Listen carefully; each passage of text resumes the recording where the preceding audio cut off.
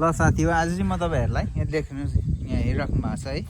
यो चिकनहरू चाहिँ धेरै चिकन भएपछि मर्ने सङ्ख्या एकदमै धेरै हुन्छ र जब तपाईँसँग धेरै सङ्ख्यामा चिकनहरू मर्छ अथवा तपाईँसँग फार्म छ, लगभग 400-500 कुखुरा छ, दिनमा तपाईँको 3-4-5वटा 10वटासम्म कुखुरा एक्सिडेन्टली मर्छ भने अथवा विभिन्न कारणले मर्छ भने तपाईँले यसलाई कम्पोस्ट गर्नुभयो र यसलाई मलमा उत्पादन गर्नुभयो भने एज ए मेन्युर अथवा यसलाई युरियाको रूपमा तपाईँले उत्पादन गर्न चाहनुहुन्छ भने तपाईँलाई कम्पोस्ट गर्ने एउटा बक्स चाहिन्छ है। अब मलखाडी अथवा बक्समा अथवा एउटा बकेटमा कन्टेनरमा पनि तपाईँले गर्न सक्नुहुन्छ। आज म तपाईँहरूलाई विशेष गरेर यो कम्पोस्ट गर्नको लागि केही टुल्सहरू चाहिन्छ मलाई। मसँग ड्रिल छ अनि म यसलाई बनाउने छु र नि यसलाई म स्टेप बाई स्टेप गरेर तपाईँलाई देखाउने छु कसरी हाल्ने, अनि यो 2-4 दिन पछाडि कस्तो हुन्छ त्यो पनि म तपाईँलाई नेक्स्ट भिडियोमा देखाउने छु है त।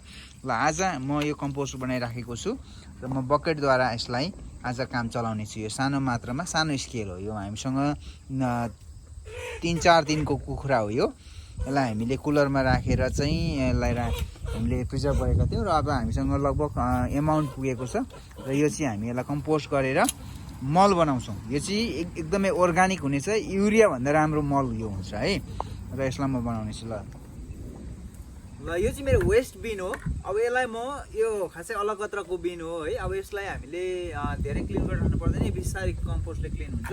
अब तपाईँलाई चाहियो एउटा सानो बकेट, योभन्दा ठुलो भए एकदमै राम्रो होइन, तर यो सानो बकेटमा नि हामी काम गर्न सक्छौँ। अब तपाईँले के गर्नु पर्यो भन्दाखेरि चाहिँ एयर सर्कुलेसनको लागि हामीलाई भेन्टिलेसन भेन्ट्सहरू चाहिन्छ, अनि म यहाँ सानो सानो दुलोहरू बनाउँछु अनि त्यसले चाहिँ इनफ एयर सर्कुलेसन गर्छ है।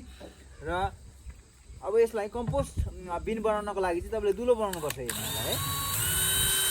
मसिनो दुलो बनाइदिने, यसमा प्रशस्त मात्रामा दुलो हुनुपर्छ यो है।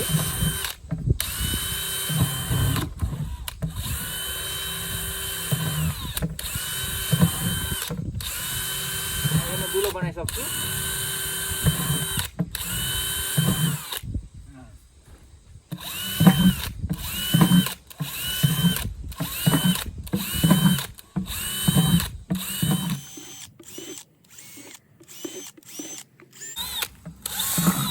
ल यो चाहिँ अब दुलो बनिसकेको छ है। अब तपाईँलाई चाहिने कुरा चाहिँ के हो भन्दाखेरि अब यहाँ हामीले यसलाई लिड लगाउनुपर्छ है। लिड पनि चाहिन्छ, लिड छैन भने चाहिँ यो हुँदैन फेरि है। ल यो दुलो भइसकेको छ है, यो दुलो भइसकेको छ र यसलाई अब म लिड लाउनुभन्दा अगाडि म यसलाई एउटा सानो भेन्टिलेसन बनाउँछु है। यहाँ एयर सर्कुलेसनको लागि भेन्टिलेसन चाहिन्छ, अनि जब हामी यसलाई कम्पोस्ट गर्नको लागि हामी मेटेरियल्स हाल्छौँ यहाँनिर, यहाँबाट एयर सर्कुलेसन हुन्छ है। एयर उँभो जति जान्छ अनि यहाँ एकदमै धेरै हिट मेन्टेन हुन्छ, यो भित्र चाहिँ एकदमै बढी तातो मेन्टेन भएको कारणले गर्दाखेरि यो चाहिँ क्विन स्पेसली मसिनो किरा लागेर भन्दा पनि भित्रभित्र सडिएर चाहिँ यो चाहिँ एकदमै तातो बढी भएर चाहिँ यो मलमा परिवर्तन हुन्छ है। किरा लागेर होइन, किराले खाएर होइन, तर यहाँ चाहिँ किरै बस्न नसक्ने गरीको तातो फर्म हुन्छ, अनि त्यसपछि यो बिस्तारै मलमा परिवर्तन हुन्छ, चोइटा र यो सँगै मिसिन्छ, अनि त्यसलाई हामी प्रिजर्भ गरेर राख्यौँ भने अनि पछि केही कुरा रोप्दाखेरि त्यसलाई मिसाएर माटोमा मिसाएर हामीले रोप्यौँ भने चाहिँ एकदमै राम्रो कुनै कुराहरू फल्न र उम्रिन सक्छ है। र अब यसलाई म यहाँनिर भेन्टिलेसन बनाउने छु है। अब यो चाहिँ एयर सर्कुलेसनको लागि यो चाहिँ एकदमै इम्पोर्टेन्ट हुन्छ। यहाँबाट गएको एयर चाहिँ एकतिरबाट निस्किनु पर्छ है, त्यसपछि यसले गन्ध पनि हराउँछ।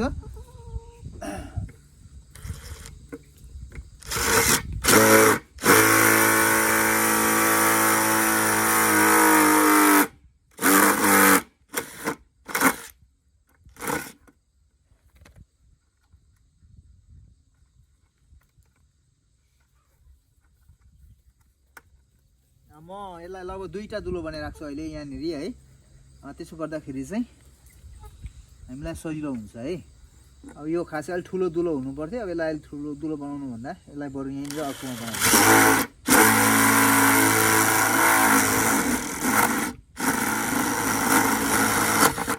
ल अब यो 2टा दुलो भयो है। अब यो 2टा दुलो भयो।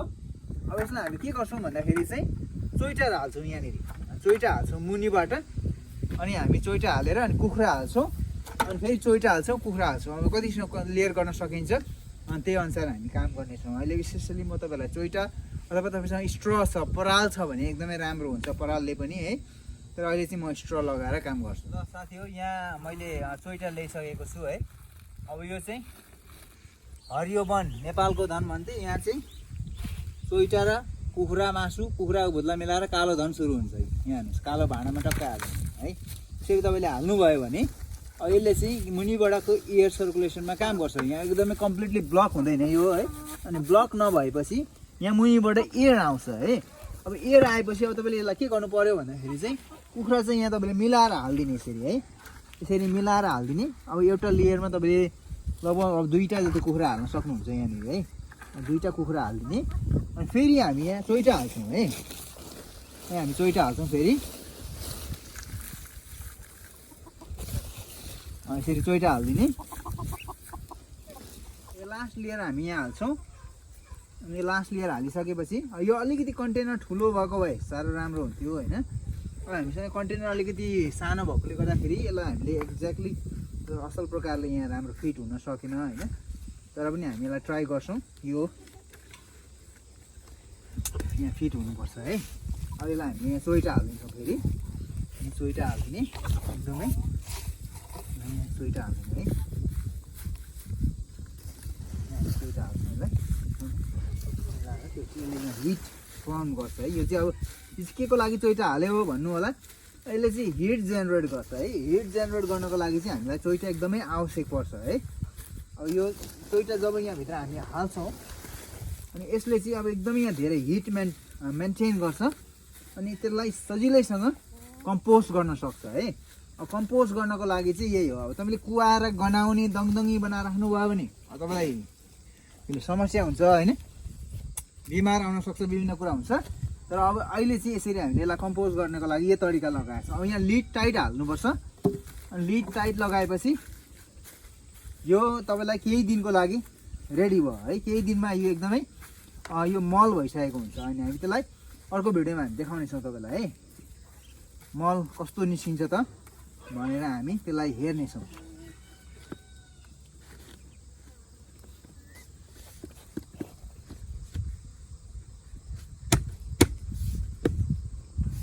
ल साथी हो, फाइनली कम्पोस्टको यो बिन कम्प्लिट भएको छ है। हामीले स्टेप तपाईँलाई लगाइ देखाइसकेका छौँ। लिड पनि लगाइसकेको छु है। यो एयर सर्कुलेसन यो लाइट छ।